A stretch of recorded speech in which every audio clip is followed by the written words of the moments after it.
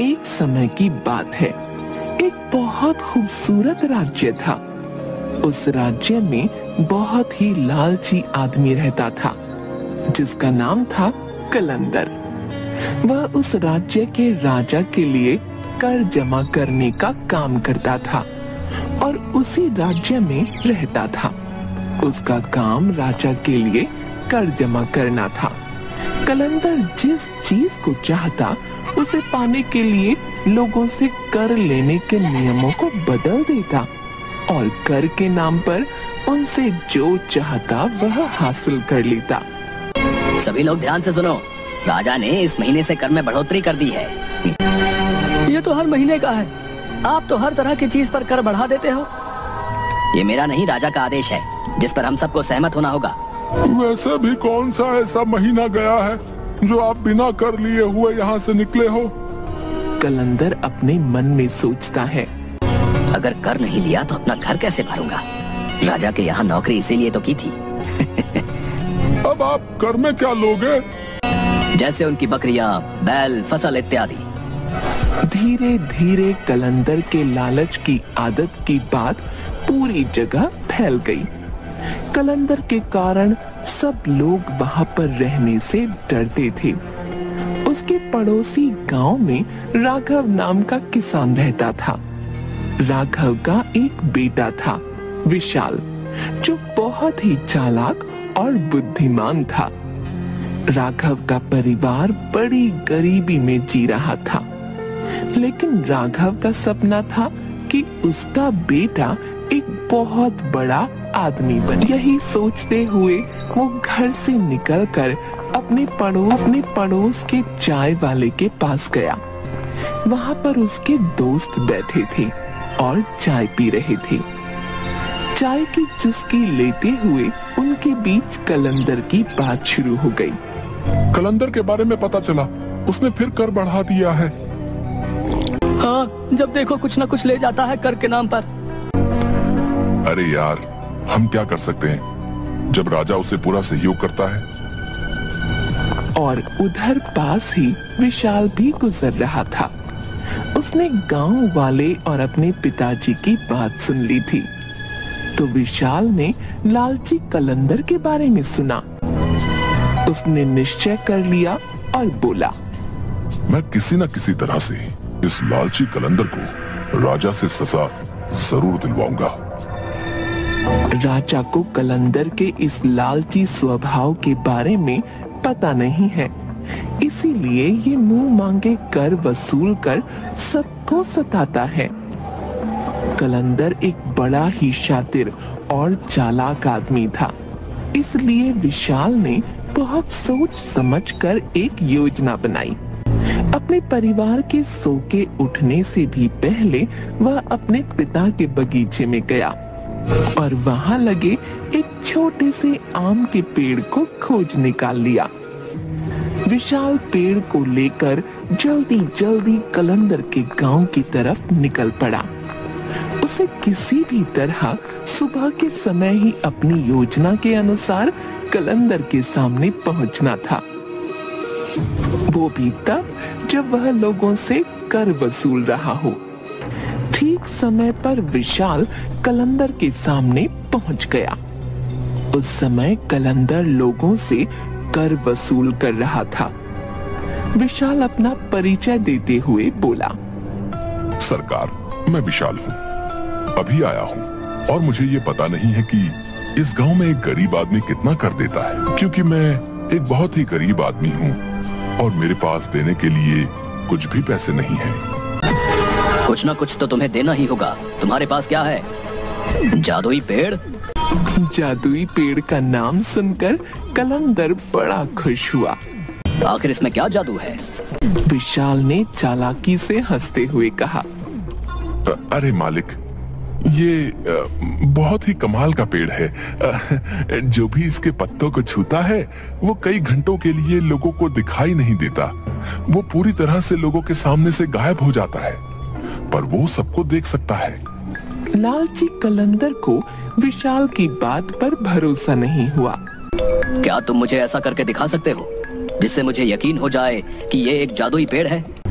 क्यों नहीं, जरूर।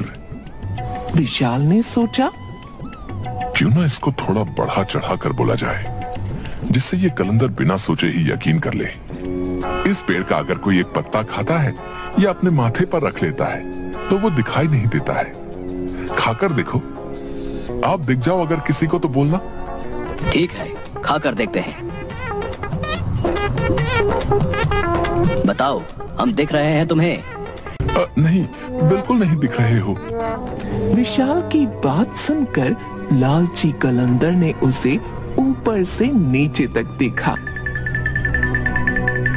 अगर तुम यहाँ रहना चाहते हो तो तुम्हें अपना ये पेड़ मुझे देना होगा। मैं तुम्हें इस गांव में बिना कुछ दिए नहीं रहने दूंगा। इससे पहले कि विशाल कुछ कहता, लालची कलंदर ने उसके हाथों से उसका पेड़ छीन लिया और दौड़ते हुए अपने घर चला गया। घर जाकर उसने पेड़ की एक पत्ती तोड़ी और उसे अपने माथे पर रख लिया। वहीं पास में उसकी पत्नी बैठकर खाना पका रही थी। उसने अपनी पत्नी से पूछा, सुनो, क्या तुम मुझे देख सकती हो? पत्नी को कलंदर की बात सुनकर बहुत गुस्सा आया और वह बोली, क्यों नहीं देख सकती क्या मैं तुमको? अंधी नजर आती हूँ? अब कलंदर बड़ा परेशान हो गया। वह भागते हुए दूसरे कमरे में गया और उसने पेड़ की दूसरी पत्ती तोड़कर फिर अपने माथे पर लगाई। फिर वापस रसोई घर में आकर बोला, अब क्या तुम मुझे देख सकती हो? अब तो उसकी पत्नी को बहुत ज्यादा गुस्सा आने लगा। वह जोर से बोली, तुम्हारा दिमाग तो ठीक है, आखिर तुम कहना क्या चाहते हो? क्यों मैं तुम्हें देख पाऊंगी? क्या तुम्हें लगता है कि मेरी आंखें खराब हो गई हैं? लालची कलंदर बड़ा ही परेशान हुआ। वह फिर कमरे में गया, फिर पेड़ की पत्ती तोड़ी, फिर उसे अपने माथे पर लगाया और फिर अपनी पत्नी के पास गया। फिर से दोहराया, क्या तुम मुझे अब देख सकती हो? पत्नी कलंदर के लगातार इस पागलपन से बड़ी परेशान हो गई थी। आखिर गुस्सा होकर उसने कहा, नहीं, मुझे तुम दिखाई नहीं पड़ रही, मैं तुम्हें नहीं देख सकती। लालची कलंदर तो जैसे यही सुनना चाहता था, वह खुशी से पागल हो गया। उसने सोचा कि वह गांव में जाकर इस पेड़ के जादू को परखेगा। वह चौराहे पर खड़े होकर पेड़ की पत्ती माथे पर लगाए विचित्र विचित्र प्रकार की हरकतें करने लगा, किंतु किसी गांव वाले ने कुछ भी नहीं कहा, क्योंकि वह उससे बात नहीं करना चाहते थे, क्योंकि उन्हें डर था कि कहीं वह उनसे कर न मांगने लगे। लेकिन गांव वालों के कुछ भी न कहने से लालची कलंदर ने समझा कि वह पेड़ सचमुच ही जादुई है। फिर उस दिन के बाद उसे जो चीज पसंद आती वह उठा कर ले जाता। वह बाजार जाता, किसी दुकान से बांसुरी, किसी दुकान से फल फूल, कहीं से कपड़े उठा लाता। सब उसे ऐसा करते देखते पर डर के मारे उसे कभी मना नहीं करते। लेकिन वह लालची कलंदर यह समझता कि वह किसी को दिखाई नहीं देता, इसलिए कोई उसे कुछ नहीं कहता। एक दिन गांव को देखने के लिए राजा की शाही गाड़ी गुजरी। कलंदर ने देखा कि राजा की गाड़ी में बेशकीमती हीरे जवाहरात आदि सजे हुए हैं। लालची कलंदर ने आदत के अनुसार पेड़ का पत्ता अपने माथे पर रखा और राजा की बग्गी से हीरे जवाहरात चुराने लगा। सरेआम उसकी यह हरकत देखकर राजा को बड़ा गुस्सा आया।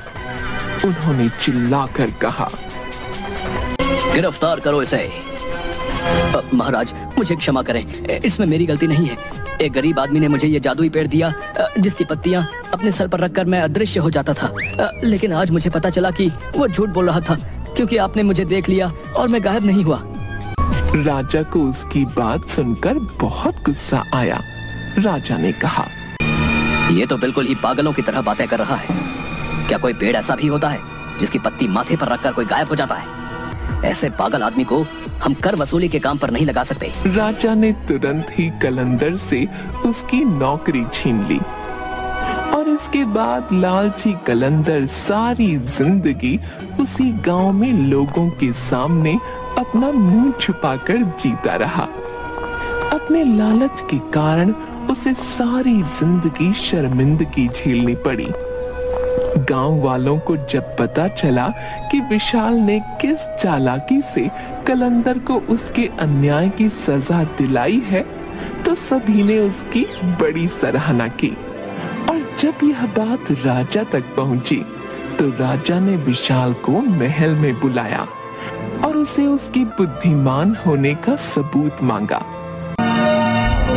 तुम ही विशाल हो जिसने कलंदर को पूरे गांव वालों के सामने नंगा करके घुमाया? जी महाराज। तो तुमको एक और परीक्षा देनी होगी जिससे हमें भी तुम्हारी बुद्धिमानी देखने को मिले। बोलिए महाराज, क्या करना होगा?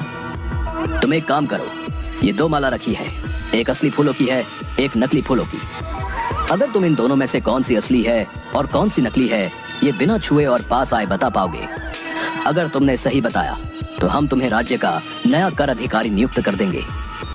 विशाल माला देखकर दोनों मालाएं एक जैसी लग रही थीं और उसे लग ही नहीं रहा था कि दोनों एक जैसी कैसे हो सकती हैं। मगर असली पहचान के लिए उसने कुछ देर सोचा और कहा, आप अपनी खिड़की खुलवा दो। राजा सैनिकों को खिड़की खोलने को बोलते हैं। बाहर एक मधुमक्खी फूलों के बगीचे में फूलों पर थी। वो सीधा उड़कर असली फूलों की माला पर आकर बैठ गई। महाराज, यही है असली फूलों की माला। राजा सोच में पड़ गया था। इसने तो माला को छुआ भी नहीं था। इसको कैसे पता चला कि ये माला असली है? उसने विशाल से पूछा।